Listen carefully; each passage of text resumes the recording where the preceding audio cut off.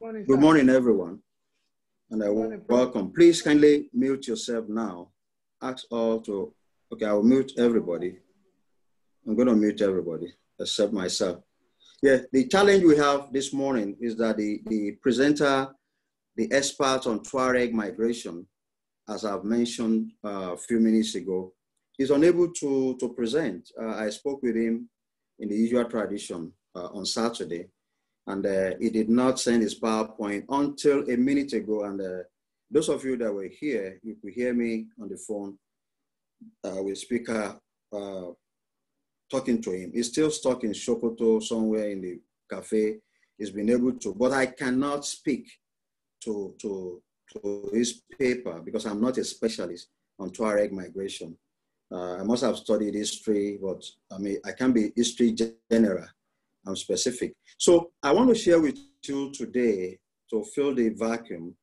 What I'm going to share with you is titled The Pedagogy of Diaspora in the Context of Migration Studies. Please bear with me because this is a presentation I did sometimes 2010 or 2011, excuse me, either 2011 or 2020.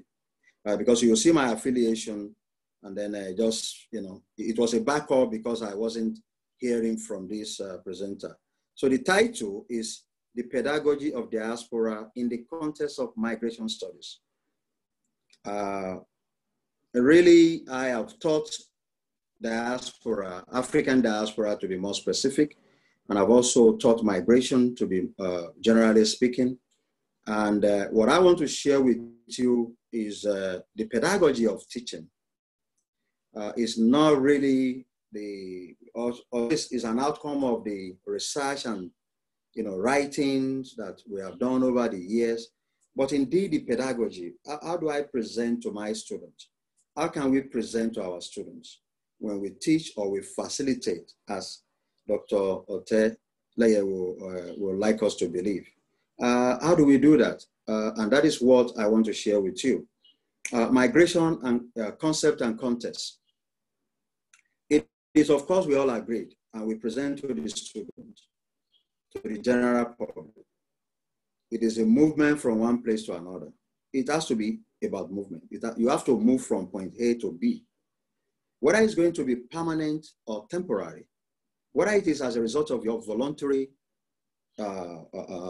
conscious, voluntary perspective, or you were being forced. In the case of what I have taught in the past, it has to do with that forced migration that took many Africans across the Atlantic, okay?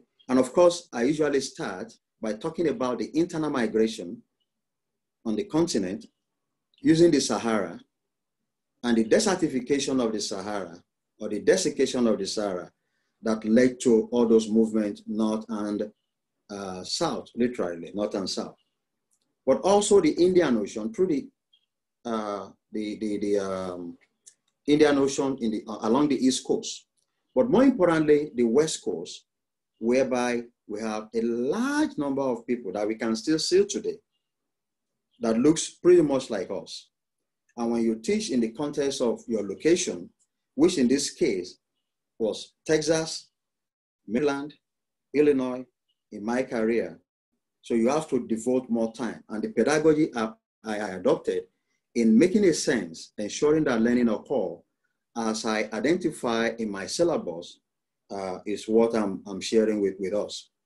So it is about movement of people. And I say it's about movement also of non-living things. It's about movement of not just human beings, but also of animals, okay, as a result of varieties of reasons. Shortly, we will be listening to a young scholar from Federal University, from ATBU, that is Abubakar Tafawa Balewa University, talking to us about migration of birds. Why seasonal, why not seasonal, and how they migrate. So we'll listen to that expert. I'm not an expert in that.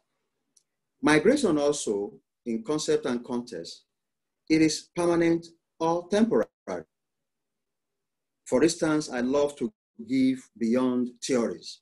I love to give practical example. Someone studied at the University of Sussex. Someone studied at the School of Oriental and African Studies, University of London. Someone studied at the University of Lagos. Somebody did his NYSC in what used to be Gongola State. Someone did his own at Imo State of Enugu. These people left their comfort zone, okay, and temporarily were migrants. They were not.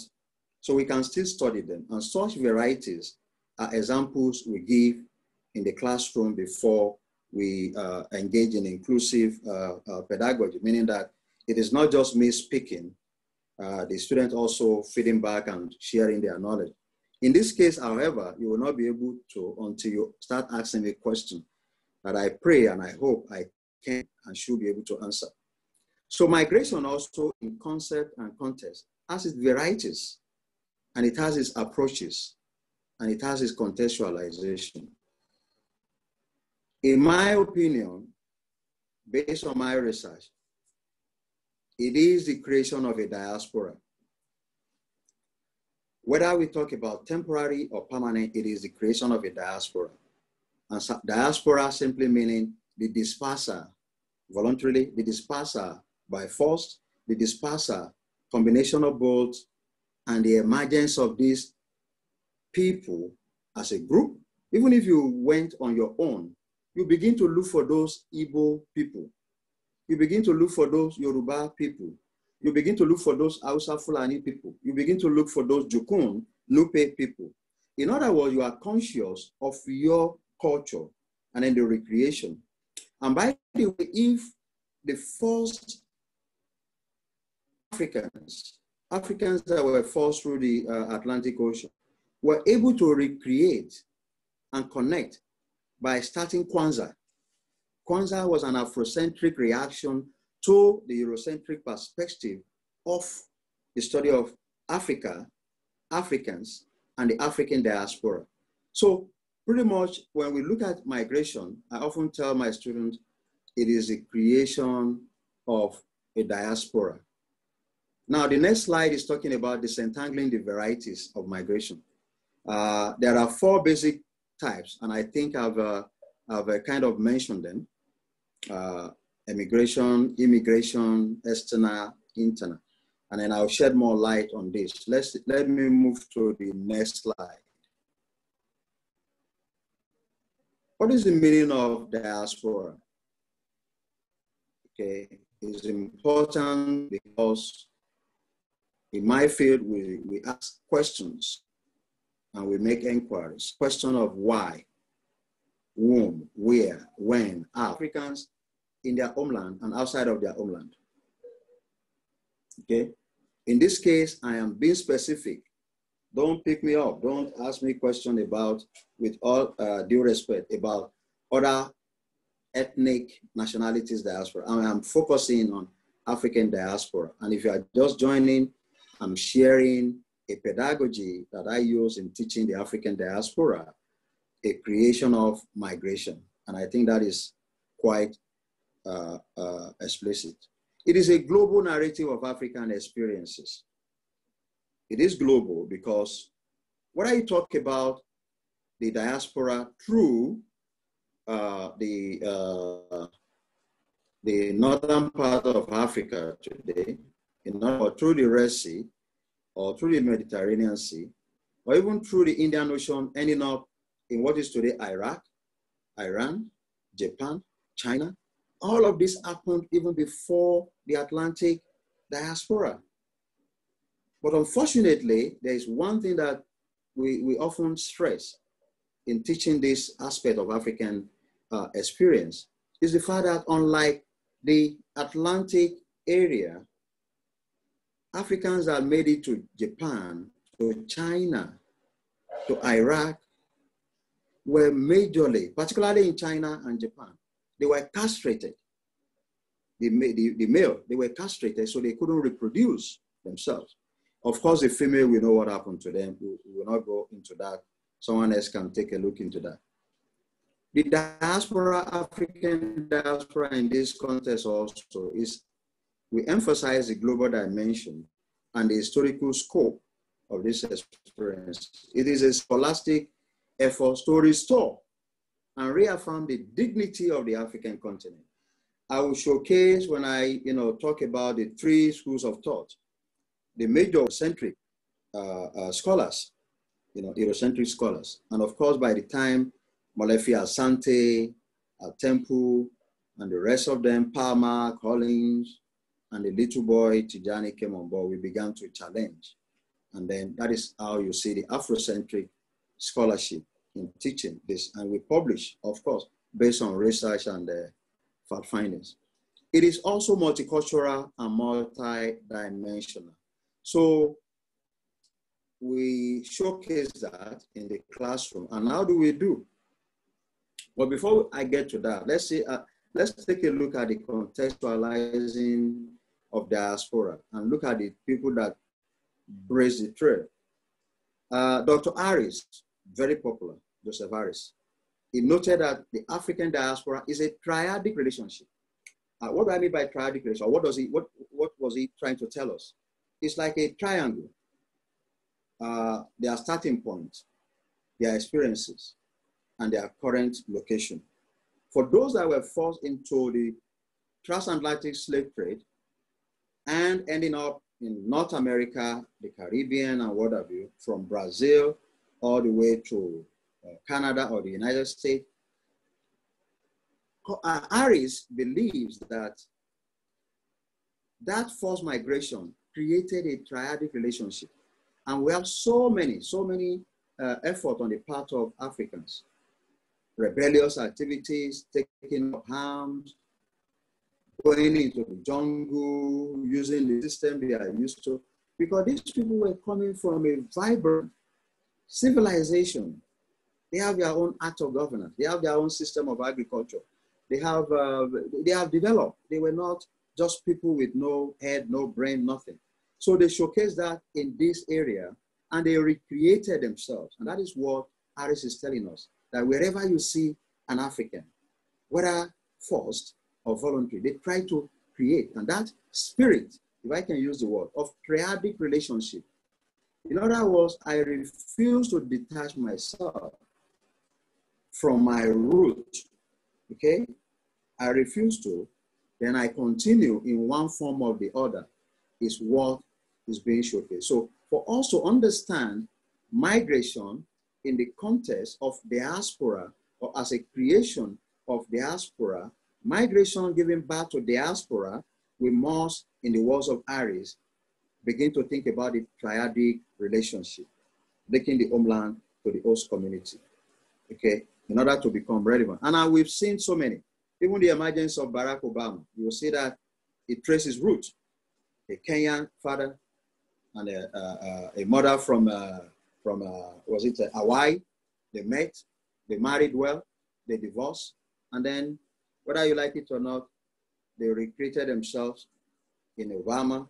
Obama also recreated himself by tracing a route, and they used that even to win the hearts and mind of, and we have so many such triadic relationships. We have several associations, the Igbo Association, the Eco Club Association, and they not only recreate themselves, they also link and become relevant in their host community and indeed their place of dispersal. But I said it should not be confined to peoples of African descent. In other words, the triadic relationship as contextualized by Harris is not limited to the Africans, but because my focus, our focus is about Africans. That is why we are emphasizing Africans. Another scholar that is of importance is Dr. Palmer, another African American. To him, African diaspora is an organic process involving movement and resettlement. Of course, the choice of the word organic has been challenged by scholars, that it does not necessarily have to be organic. It does not necessarily, you see people of varieties of experiences and of ethnic groups. You have people, when you talk about Africans in Trinidad and Tobago, you begin to see people from the east, what is today Eastern Nigeria. When you talk about people from North Carolina, and South Carolina, along the coast area, we begin to look at people forced from the Yoruba, Western Nigeria area. And indeed, they recreated. They even have an Oba. They are linked to, in their case, to the Oni of Ife. And they usually come home, okay? If you think about others from some part of South Carolina, Virginia, New York, then you link them to current modern day Ghana. And then you see that African Renaissance, even to Senegal also in Dakar. You know, we used to have, when President Senghor was there, we used to, at least I have on 2 occasions, came hosted by him and other Africans in the diaspora teaching. And then they have this recreation of the glorious and indeed contemporary past. I've also shared, you know, I often rather share with my students my own perception. But what is important from this is the fact that between 2005 and 2010, we were able to engage in a pedagogy that was so empowering of students to take up the challenge and be able. I strongly do not believe in standardized, you know, exam, test, sit down, fail. That has never been my forte. That has never, you know, I'm proud to say nobody, you cannot fail my class because of the pedagogy.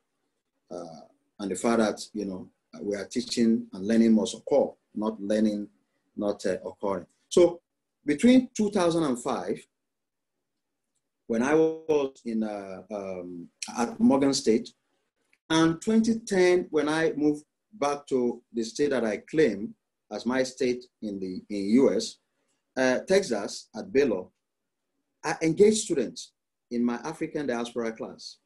And I'll give tests, an article written by Saidu, article written by Adamu, article written by Nwakago, article written by journal article, chapter entries, by scholars, and I will challenge them to turn into poems. You see, when you empower your students, it creates that ability to discover self. And that is what we did for 5 years. And if you get a copy of that book, which is now a kind of offering, it's now with the Center's Fellow. I don't know whether that would be their choice. And then you go to those poem section in this book that I'm highlighting. You will see poems written by students. If I didn't tell you, you won't know. If you did not take note of the names, you would think they were written by slaves. It's a compilation of original poetic verses written by students between 2005 and 2010. A few were written between 2011 and 2017 at Adeleke University when I was there, because I also teach. For some of us that become, what is unique about NOUN, we teach. All of us teach, we facilitate, we supervise. But some universities, once they become HOD or even Dean, talk less of being DVC or VC, that is the rest. They are just engrossed in administration. I don't think it's a good thing. But that is when you share more of your experiences. That is when you gain more from your people. My view again. So this is a result of the pedagogical approach to teaching. Of course, we have challenges, and the challenges continue to come to the front burner. The first one, as an Afrocentric scholar, is this Eurocentric domination of scholarship, particularly studying the diaspora, particularly studying Africa, studying Africans, studying African development. And the reason is that the Eurocentric blazed the trail. They colonized us, but they did not succeed in colonizing our brains and our minds.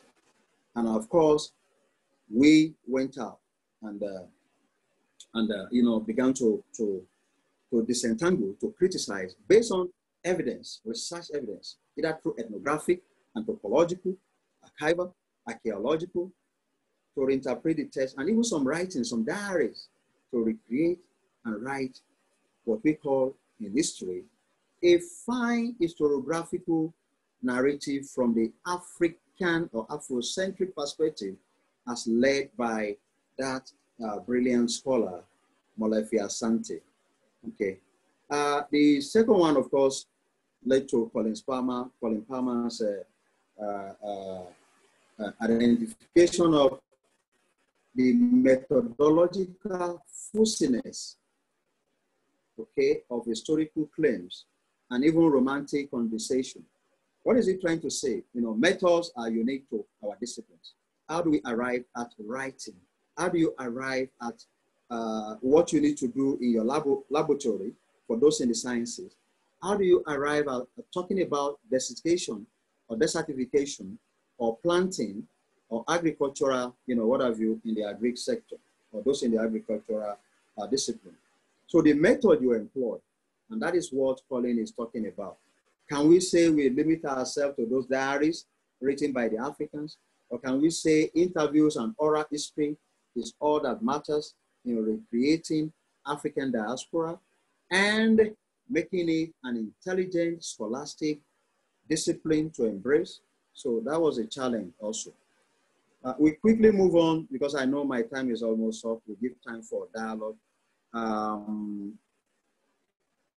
So the three schools of thought. We have the traditionalists that are multidisciplinary. They want to employ what is good in Eurocentric, what is not Eurocentric, what is good in Afrocentric, what is. So in the classroom, we should explain, and I have done that, explaining these three main schools of thought, so that the students will be broadly, you know, broadly educated and then learning, which is the utmost accomplishment that we aspire for, will have occurred at the end of the semester. In fact, before the end of the semester, learning will have occurred during the lesson cycle.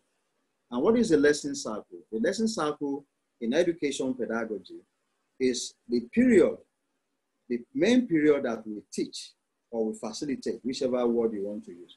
That is that 1 hour, that 1.5 hours, that 2 hours. That is the lesson cycle. And within that period, we should try as much as possible to engage in a pedagogy that the students will learn. So we also talk about characteristics of the diaspora as a creation of migration. And these are the four that I've identified. It created ethnic identity, religious identity, and then we've seen the emergence of African-based churches, for instance. We've seen the explosion of various ethnic groups and associations. We've seen linkage with the homeland, and then you see the emotional attachment even to the homeland. We also often, most times, showcase that the historical experiences are different. Okay, they are different, and that also is very, very important. Above all, when we teach about the diaspora, in this case Africa, as a creation of migration, we often invoke a pioneer's analysis. Professor Palmer have what we call the 5 streams. Okay, 5 streams. When he was, you know, publishing this, I believe in 1970 or 71, and again 70, 71. In my field, you have to cite him. You know why? The history or historical study is about not just the past publication and the present, but also what exactly is the vacuum? What do I want to feel? What can I contribute to knowledge? And going back to Palmer as a pedagogical tool to teach the diaspora, in this case, is very, very important. You cannot just send it away like that. You can't wave it off and say, oh, 71, no. what did John Oparado said in 2020. That is, so we look at it. So Palmer is very, very significant to our pedagogical tool and teaching of African diaspora. And he identified all of this. And you have to understand the fact that he stopped transatlantic slave trade. I think that is where he stopped. Why? The 19th century, why? And an element of the 20th century, why? Simply because that is what he was able to do. You cannot cover everything. You cannot study everything. You can't be professor general or lecturer general. You have to be specific. Where you stop is where others will take up and say where you've done well. Oh, you have not done well. They can reinterpret your study or your work or extend it. And so teaching diaspora as a creation of migration and stopping in the 19th century is not a full-grown up man or woman, literally. And that is why in my own pedagogical approach, I take a look at all of Palmer's streams. Then I look at post-abolition, the migration. In this case, Liberia and Sierra Leone, for instance, you have return to Africa. You have the Black consciousness. You have nationalism, majorly in the Caribbean and in what is today the United States. And then you have the movement of people going back, triadic relationship, in practice, in reality, come into play. And that is why we take a look at that. Asylum, refugees is also part of what has become a variety of studying migration, whether temporary or permanent. Visa lottery in the past and in present. Contemporary creation of African communities. I've made mention of those important ones, particularly along the coastal area, in what is today South and North. I think it's North Carolina, and then they are linkage with the Oni of Ife. But above all, interactive pedagogy. What exactly do I mean by interactive pedagogy? I'm talking about the field of education. Inclusive that as a teacher, as a scholar, as the one in charge on the other side of the heart. I want students to contribute, and I take useful pedagogical tool, teaching the diaspora. And for a few of us, even in our field, if we embrace inclusion, if we embrace interactive, that is not limited, okay? Of course, some element of e-learning also involved, and I will talk to that shortly. The pedagogy. In the past, with traditional e-classrooms, integrity. Integrity was one of our used. And I remember sometimes in 2004, 2000 in Arkansas,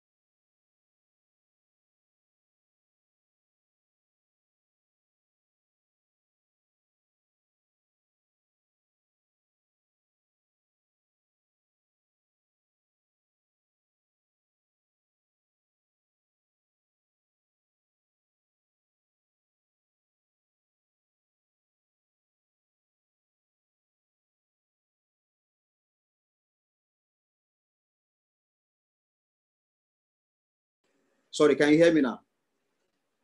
Okay, I said I will unmute everyone for us to be able to speak. But if you, okay, I think Dr. Seidu is raising up, Professor Adamu is raising up his hand. We'll take it in that order. Okay, Professor Sogolo is raising up his hand. Please note when I called you. Seidu 1, Adamu 2, Sogolo 3, who else? Pardon my just calling you again, we're in the seminar. Okay, I think I saw those 3, but just let me unmute you. I'm going to ask all to unmute. Okay, please go ahead, Dr. Seidu. And by the way, before you go ahead, for those who just joined us, I am presenting because you see the problem. These people just damaged my recording. I'm going to mute observation. Some of us are still not listening to the registrar, and then we are just not complying. And when we fail a course, we just say, oh, the teacher failed me, because we are not complying. So I will identify those that were supposed to speak, and I will mute only those people. Since we choose, I've asked you to unmute yourself, Dr. Rosemary Seidu. Professor Abdallah, I've asked you to unmute yourself, please. And Professor Sogolo, I am asking you to unmute yourself, and we take those 3, and hopefully I'll be able to respond. Dr. Seidu, please. Good morning, sir, and thanks for the opportunity to talk. In order not to waste time, actually, I was really interested in listening to this topic, and we thank you, Prof, for standing in for the presenter. But I'm not too happy with the presenter because we were colleagues as center director in Sokoto 12 years ago. When we were invited to come to Nasarawa, we picked him up in the airport. He wouldn't do that. The other time we gave him opportunity again to look into Baba, our late Baba's paper. He was not on ground too. He could have come all over to Abuja. If he feels he cannot present from Sokoto, that is no excuse, sir. It's no excuse at all. At least he has a house. Some of us were invited for promotion exercise recently. We had rented house. The university has paid us to get houses. So there is no excuse. If you say in Sokoto, there's not, then you could use more than one network. For me to be able to join the current training, I used to use as many as 3 networks. Sir, I don't think we want to encourage anyone who is going to present to us not to be on ground. And also, I have an issue concerning this asylum as a result of conflict in the homeland. It's not in all cases that those who seek asylum, they have conflict. I have a family member who was in US, but she couldn't cope. She had to migrate to Canada. It was not because she had conflict in US, but because she saw that challenges in US was more, she could not cope because even health-wise, she was not okay. So I don't agree with the issue that asylum is as a result of conflict in the homeland. Thank you very much for the opportunity. Thank you very much. And I will quickly respond to the asylum. We are not saying that asylum is as a result of conflict. We are not saying that. What we are saying in that class as a pedagogy is to say that we should also look at asylum as a creation of migration and also relevant in studying diaspora. In this context, African diaspora. Let me also share and make note of this. I have not presented Dr. Kwari's paper, which is on Tuareg. When I saw that at 5 minutes to, despite talking to him on Saturday and telling him you should please do something, and I didn't get a PowerPoint 5 minutes to our time. Remember those who came on time, I told you that I am going to go to plan B and I will present something. And it's about, in the past, the classroom. Thank you very much. Professor Emeritus, Professor Adamu is the next person. Please unmute yourself again. Sorry, okay. Unmute yourself. Okay. That's okay. Okay, good morning, everyone. I think I would make 2 or 3 general remarks. Two general remarks. The first one concerns what Madam Rosemary says about the presenter. I was really excited when I saw the topic because I know that was his area of specialization about the Tuareg migration and so on. But that emphasizes what the facilitator general, that is the chairman of council, has been also emphasizing, the issue of discipline in these activities. You know, you don't wait until the very last minute and say, I cannot come, or I cannot do it. I have been battling with my own paper to make sure that I finish it as soon as possible so that I can send it to the host. But this idea that you cannot present something until the last minute is not acceptable. I mean, he wouldn't do that in Pisa Okebukola's class. You know, he wouldn't do that. So that is why discipline is very, very important for us. Let people know that you're not going to make it, you're not going to be available, or you can even give us a video lecture, because that is what the virtual learning environment is all about. Give us a video lecture and then send it. Send us a link, and then the host can download it and then play it so that you're actually like you are with us. We don't have to be physically there, but you can record your lecture and then send it up.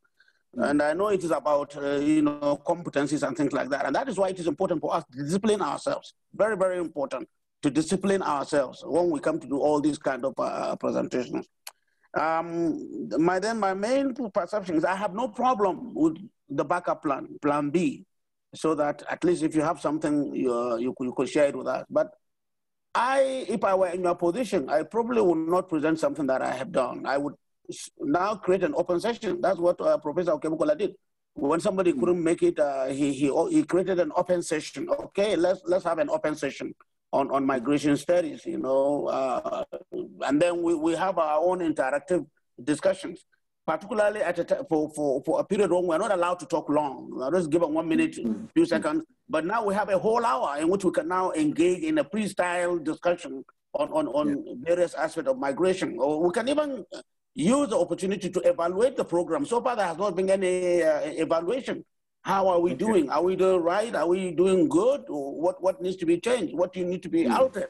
What other areas need to be focused? I mean, this will have been a perfect opportunity. Somebody didn't turn up, and therefore we could just sort of create a freestyle period in which we can all circulate our various perceptions of the program, and most importantly is evaluation and find out whether we're moving in the right direction. Now, finally, my observations are on the presentation. You're talking about pedagogy. That is, pedagogy deals with a whole bunch of, it's a basket that deals with a whole bunch of things. It deals with a curriculum, it deals with teaching methodology, it deals with teaching outcome. I didn't see any of this in the presentation. Maybe I missed something. I needed to see, was there a packaged curriculum that you could say this is about migration or something that deals with that, a packaged structured curriculum that says, at the end of this lesson, at the end of this program, the students have this, that is with a clear learning objective. Bloom's taxonomy of educational objectives, knowledge, appreciation, blah, blah, blah, blah. I mean, is there a curriculum? Had it been implemented? Had it been measured? What is the outcome? Who are the targets? Because I'm sorry, Prof, most of the time you're talking about yourself, about how you are in Illinois, how you are in Texas, how you are in this, how you are in that. I think you should focus the attention away from who you. We all know you have been all over the place, no problem. But I think we need to focus on actually the issue itself. What I have noted, flow of the presentation, you talk about ethnic identity and religious identity, you talk about migration, homeland linkages, different historical experiences. How are all these encapsulated in a curriculum, which is a learning intention, something that is designed to be impacted to the learner? Because that's what you're talking about, the pedagogy of that, the methodology. So this is my observation. No curriculum, no measurement of impact, no specific outcome of that particular curriculum. So we need to focus attention on that if you are presenting it for another audience. Thank you. Thank you very much. And let me quickly also respond to your comments. Indeed, there is a syllabus. There is a course outline. Again, we are unable to showcase that, or maybe I can bring it up just to show you evidence-based. And the learning outcome is part of what we mentioned. That is the emergence of this textbook, written not just by the teacher, but also in collaboration with the student. The experimental experiential learning that occurred during the period, which was part of the pedagogy.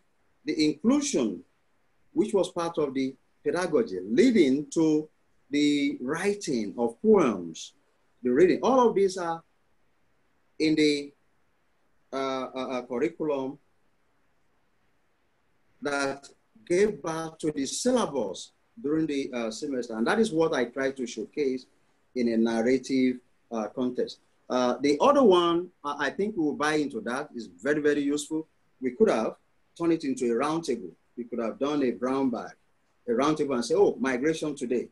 Again, my worry was that, are people ready, willing to take up the challenge when 5 minutes to the hour, we do not have our presenter? And I just did what I think, well, let's fill in the blank one way or the other. Indeed, we will have that as Professor Adamu advisor, the senior fellow and the associate fellow. In fact, it's part of what we discussed when we met yesterday. I think I've answered a few. If I remember the third one, then I'll come back to it. Professor Sogolo, please. And then Dr. William, you've been asked to unmute. I will unmute you, Dr. Eric. So after Professor Sogolo, Dr. William, you speak. After Dr. William, Dr. Eric, you speak. Thank you. Go ahead, sir. Yeah, thank you. Yes, I hope you are hearing me. Yes, sir, we can hear you. Okay, thank you very much, facilitator. I'm going to speak to the content of your presentation. The first thing I want to find out is the very concept of migration as you apply it, diaspora. I did know that for me there are more than two categories. In fact, you have the African Americans who were forced, into America or were born there. The sort of consciousness developed by those Americans who found themselves citizens of America because they were born there, or their parents or grandparents were taken there as slaves and they were born there, is different from Nigerians who travel to America and acquire the green card and become citizens. In the 70s and in fact, as far back as 60s and 70s, we used to have some of these African Americans visiting Nigeria, particularly at the University of Ibadan. They will come in and they come in with, as if they were adventurers. It's not that they're so much interested in the African culture, but the kind of excitement you find in them is that they're coming to a culture that was strange. And, some of them were rather contemptuous of our own Nigerian culture. And so we must separate those ones when you talk about diaspora and Africa. You must separate those ones from, Nigerians who travel and settle in America. They still have a lot of Nigerian values in them, and in some cases they really still have the feeling, the consciousness of wanting to return to Nigeria. So I don't know whether you make this distinction between them and those Americans. Of course, within the American diaspora, there are some who have been, so settled in the American society that they are more even discriminatory of African values, of African ideas and so forth. So I just thought that we need to make this distinction clearer between the diaspora we're talking about. Thank you. Thank you very much, sir. Indeed, that is part of the methodological fuzziness that one of the scholars noted.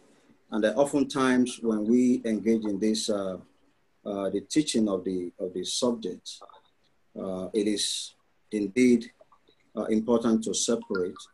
We cannot generalize. And thank you, sir. Dr. William. Thank you very much, Prof. I would like to really commend you for filling in the gap.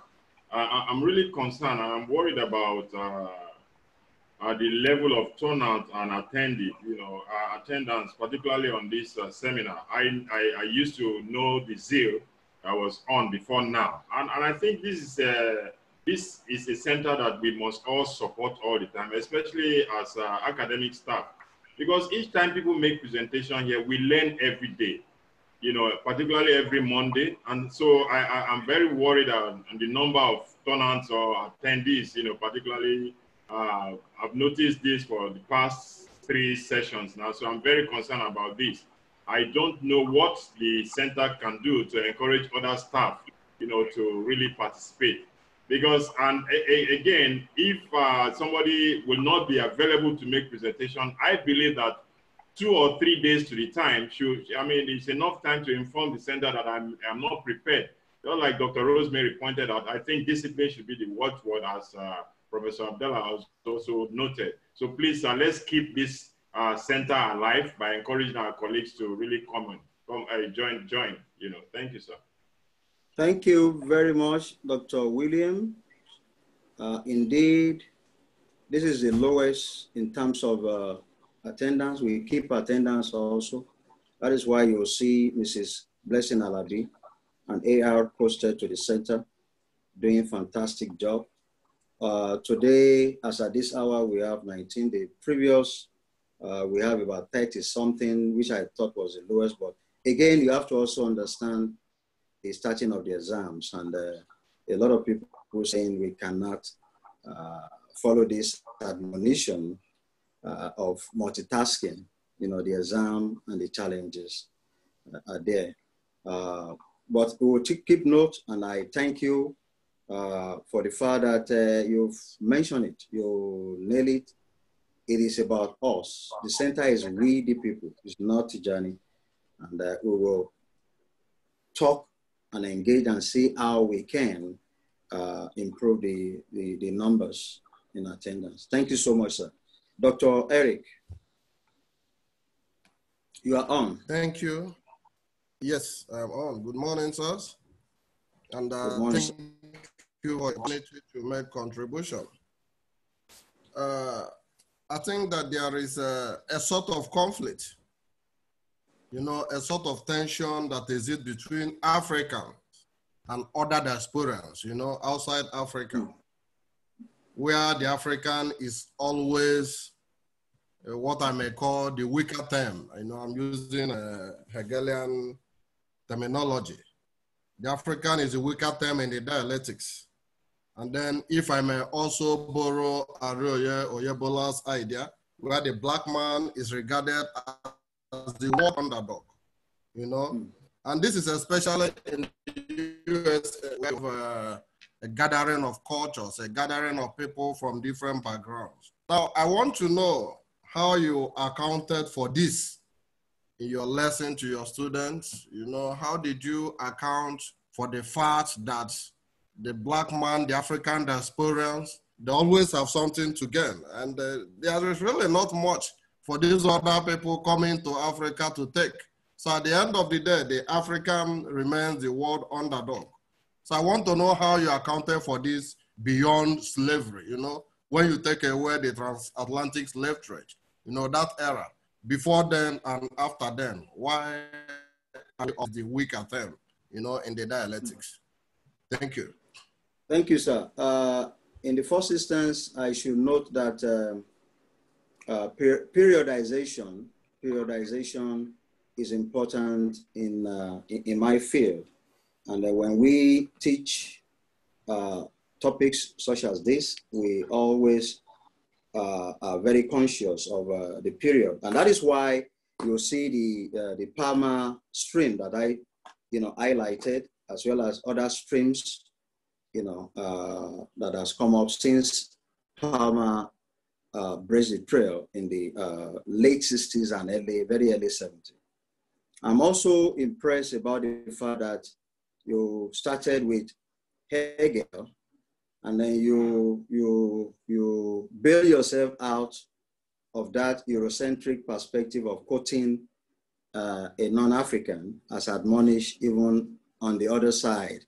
And I can see you are smiling, and then you quoted somebody, because when you mentioned Hegel, I was saying, oh, this philosopher, I hope Babasogolo is, well, he's still there. I can see him now, that he may even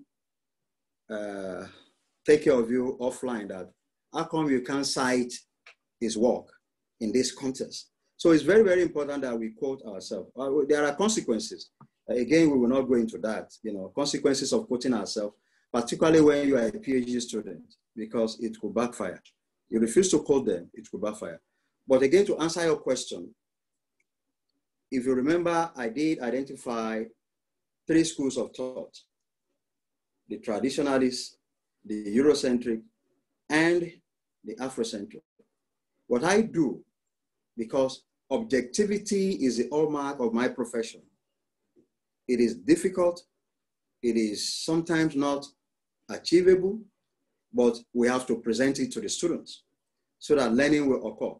So we expose them to the viewpoint of the traditionalists, exposing them to the viewpoint of the Eurocentrics, as bad as it may sound, and then to the Afrocentric, as glorifying as it may sound. I will tell my students, you don't have to listen to Professor Molefi Asante, who is a core Afrocentric scholar and a lady through publication, through mentoring, through what have you. But you should also look at why is it challenging the Eurocentric. And then you go on the field and come up. And that is what scholarship is about. That is what learning is about. That is why you are here, and that will be your contribution to knowledge. I think I've answered your question within the purview of my brain.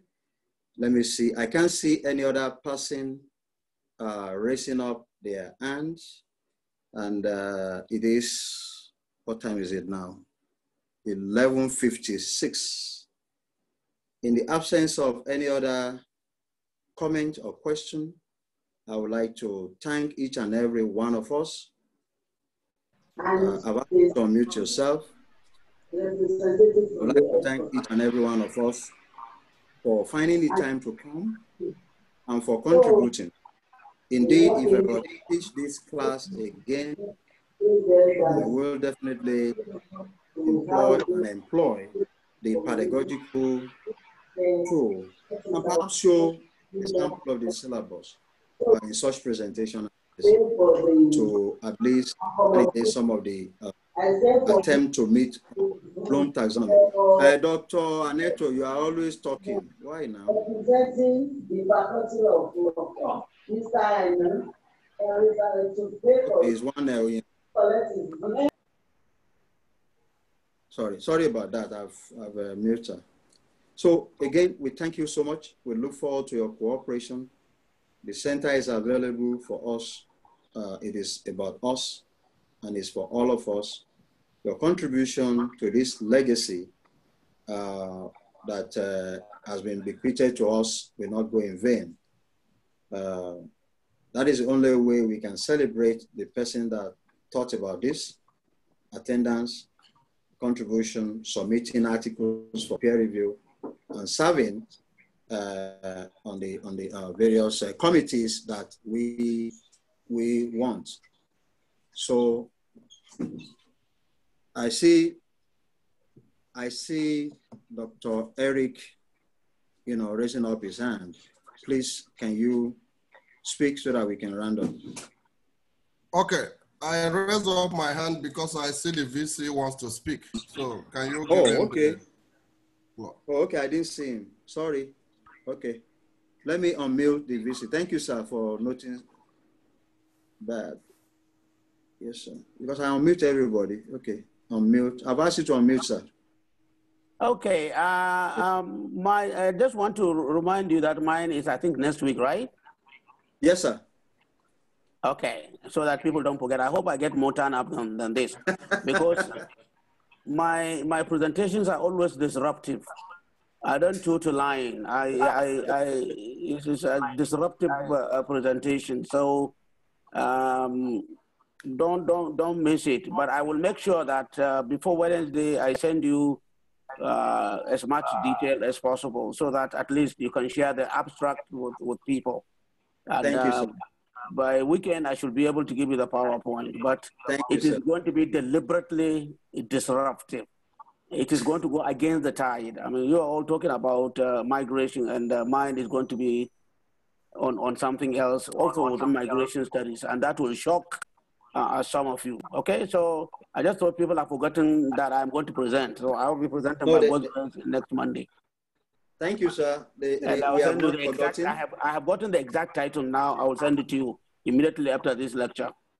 Thank you very much, sir. Our tradition, as it is in our tradition, we do send out a reminder on Wednesdays, on Friday, on Saturday, and on Sunday.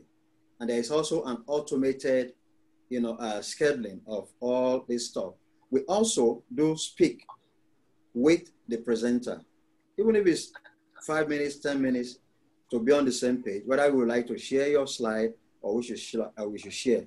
We always encourage the presenter to share, because you'll be in control of your, instead of saying next slide, what have you. I thank you so much, sir, for this legacy.